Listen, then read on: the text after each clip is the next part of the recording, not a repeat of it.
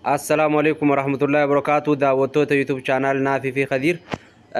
قاكم بكمو شرفني ميك أجر جتني قرتي يروباي نما قافتشو راسما وانجرو إسنيف إبسنا جنة تره.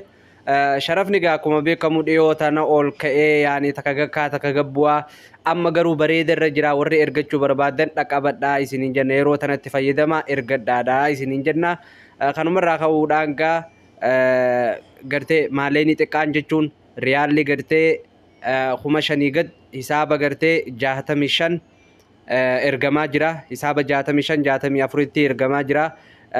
Maalleeni guddaan ammoo 63tti ergamaa jira. Gaa 63 jechuun maallaqa bareedaadha. Gartee riyaalli kumni takka asii gartee akka nama yeroo ta'an kuma lama ergatuuti. Maashaallahi.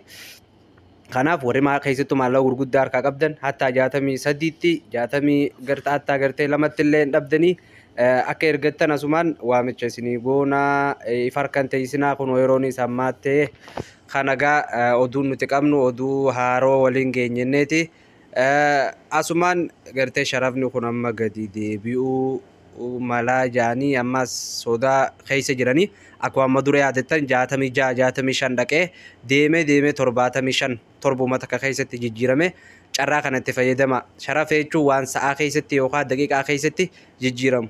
Kanaaf akkuma isiniin jee kuma shanii ol kuma 10 hanga kuma 15 63 62 illee ni jira kuma 10 ol kuma shanii ol ammoo 64 5 illee 65 numa jira kaanis xiqqalleen akkasuma 66 haaluma kanaan gaa jira. odeeffannoo dabalataa warri gartee nu gaafachuu barbaadan lakkoofsa bilbilaa keenya kanaan nu dawwaluu dandeessan WhatsAppiidhaan